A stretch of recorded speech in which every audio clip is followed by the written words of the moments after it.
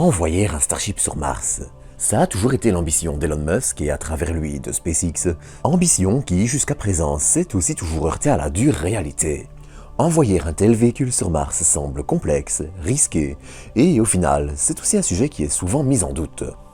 Ces derniers jours, deux actualités totalement indépendantes l'une de l'autre et assez incroyables d'ailleurs, sont venues bousculer les choses, ouvrant ainsi la porte à cette possibilité, peut-être même avec des humains à bord. Bon d'accord, mais concrètement, quels sont les défis que ça implique?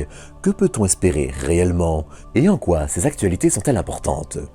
Eh bien, c'est surtout ça que je vous propose de faire ensemble le point dans cette vidéo. Mais avant de commencer, comme d'habitude, je tenais aussi à rapidement vous inviter à vous abonner si vous ne l'êtes pas encore, ainsi qu'à liker, commenter et partager cet épisode. Enfin, si vous désirez soutenir la chaîne gratuitement, sachez que vous pouvez aussi aller faire un tour chez AstroShop via le lien en description si vous êtes intéressé par des achats dans le thème de l'astronomie.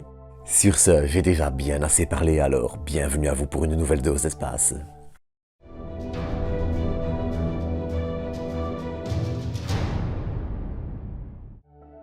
Envoyer le Starship sur Mars. J'ai toujours fait partie de ceux qui considèrent cette idée comme un rêve encore assez lointain, assez inaccessible et loin de se concrétiser. Car si l'idée est plus qu'intéressante et enthousiasmante, et ça me ramènera à ces fameuses grosses actualités dans un instant, elle demande aussi encore un long chemin pour les acteurs impliqués. Outre le fait que SpaceX envisage ça dans un aspect commercial et que ça signifie donc qu'ils ne feront que transporter les charges utiles pour lesquelles ils sont payés vers la planète rouge, eh bien, il y a encore un énorme travail derrière. Déjà, et c'est encore le plus simple, mais ça implique, dans un premier temps, de réussir à ravitailler le Starship en orbite et idéalement même sur une orbite bien plus énergivore à atteindre que l'orbite basse. L'idéal étant par exemple de ravitailler un Starship martien aux environs de l'orbite lunaire. Mais c'est néanmoins encore la partie la plus simple. Les technologies permettant de transférer de grandes quantités de carburant cryogénique dans l'espace sont déjà développées dans le cadre du Starship lunaire. Starship lunaire qui sera déjà à lui seul un joli tremplin pour de futures évolutions. Sauf que voilà, Mars est différente à la fois de la Lune et de la Terre, et c'est probablement ce qui sera le plus complexe. Envoyer un Starship sur Mars, qui est doté d'une fine mais bien réelle atmosphère, implique non seulement de protéger le Starship contre la chaleur de la réentrée, mais aussi de le contrôler lors de sa réentrée. Et c'est là que les choses se compliquent. Il est dès lors très probable que le Starship martien ait besoin de protection thermique, mais aussi d'ailerons, et c'est en plus des technologies utilisées pour le HLS comme les panneaux solaires, et tout ceci rajoute du poids. Un tel projet implique donc que le Starship atteigne sa promesse de minimum plus de 100 tonnes en orbite basse, et idéalement la dépasse largement. D'autant qu'un Starship martien devra emporter énormément d'équipements additionnels. En plus de tous les systèmes essentiels à la survie des astronautes et au voyage sur le long terme, là où un Starship lunaire devra garder son carburant à des températures cryogéniques pendant quelques à plusieurs jours seulement, le Starship martien devra garder son carburant à plus de moins 160 degrés en permanence, et ce pendant plusieurs mois, voire quelques années. Et si on ajoute à ça les difficultés inhérentes au vol habité en matière de ressources consommables et de protection contre les radiations une fois qu'on quitte la proximité de la Terre, et encore plus pour des voyages de plusieurs mois qui ne permettront pas de planifier quelques jours à l'avance en fonction des tempêtes solaires, comme ce fut le cas pour Apollo, eh bien, envoyer un Starship sur Mars est en théorie qu'en pratique un énorme défi qui n'est pas minimisé par la nature du terrain martien, terrain où il est compliqué de garantir la stabilité d'un tel véhicule. Notez toutefois que là aussi, le retour d'expérience sur le Starship lunaire sera crucial. En parallèle, les progrès en termes d'atterrissage précis réalisés par Perseverance et le retour d'expérience sur le Starship lunaire, comme je le disais, apporteront probablement énormément au projet et ne devraient pas faire de ce point un frein majeur. S'il reste encore ainsi énormément de questions et que c'est important de le savoir, il semble aussi que les réponses soient aujourd'hui plus proches que jamais. Déjà, et avant de parler de vol habité, la porte du Starship martien a été entrouverte pour la première fois il y a à peine quelques jours. Mais pour ça, un peu de contexte s'impose. J'en ai parlé il y a quelques jours, justement. Je vous mettrai l'épisode en écran de fin, mais la NASA souffre actuellement de quelques difficultés budgétaires. Et ça implique entre autres de profondément revoir un programme phare, Mars Sample Return, qui vise à ramener sur Terre les précieux échantillons récoltés déposés sur le sol martien par le rover Perseverance. Ainsi, dans le but de profondément revoir le programme et réduire les coûts, la NASA a annoncé vouloir se lancer dans un nouveau partenariat avec des entreprises privées qui devront alors prendre en charge des pans entiers de la récupération d'échantillons. Bon alors, petite parenthèse, mais bien évidemment, la NASA n'est pas seule sur le projet. L'Agence spatiale européenne travaille de son côté sur des éléments comme le bras robotisé qui attrapera les échantillons qu'un autre appareil aura au préalable déposés devant lui, après avoir été les chercher en parcourant le chemin de Perseverance.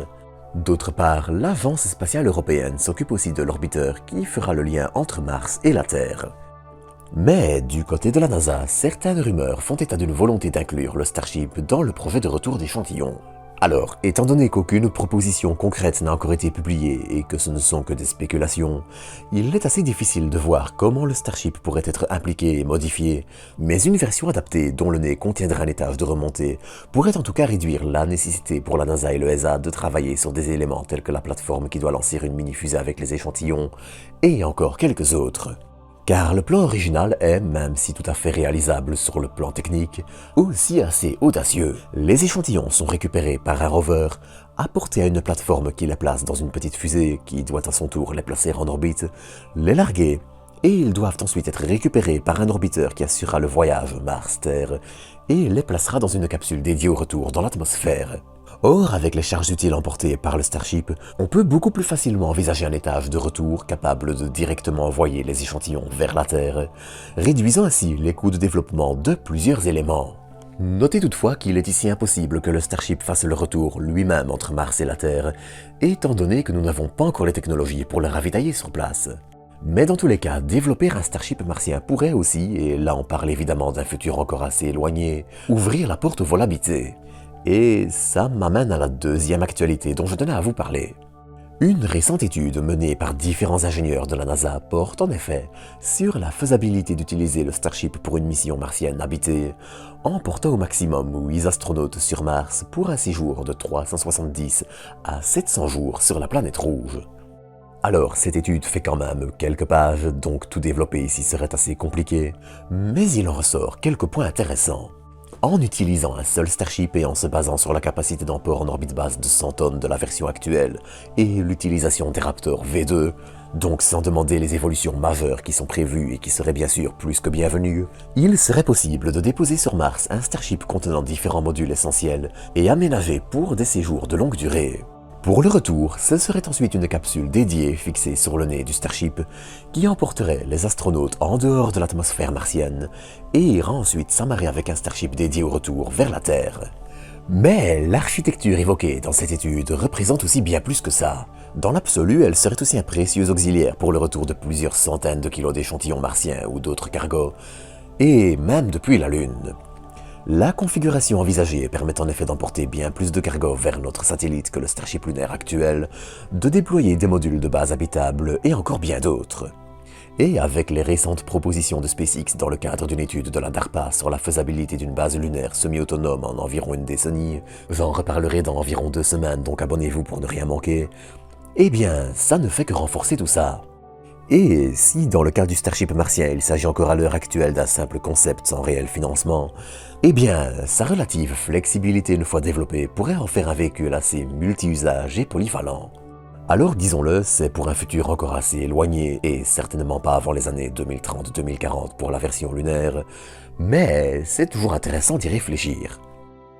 Car ça pose ainsi les bases de premières réflexions intéressantes sur le concept d'une mission martienne utilisant un Starship, en présentant un scénario réalisable avec nos technologies ou sans évolution majeure, ce qui diffère un peu des plans parfois trop grandioses et des beaux rendus partagés par SpaceX. Mais bien sûr, il est aussi encore très tôt pour dire si un jour ou l'autre, mais en tout cas c'est à la fois positivement surprenant et encourageant de voir que les capacités du véhicule pourraient être utilisées dans ce domaine aussi. Mais tout ça dépendra grandement du Starship lunaire dont la carrière doit encore commencer dans les prochaines années et dont le développement est déjà en cours. Mais ça, j'en reparlerai encore au fur et à mesure comme d'habitude. D'ici là, eh bien, je vous dis à bientôt pour de nouvelles doses d'espace.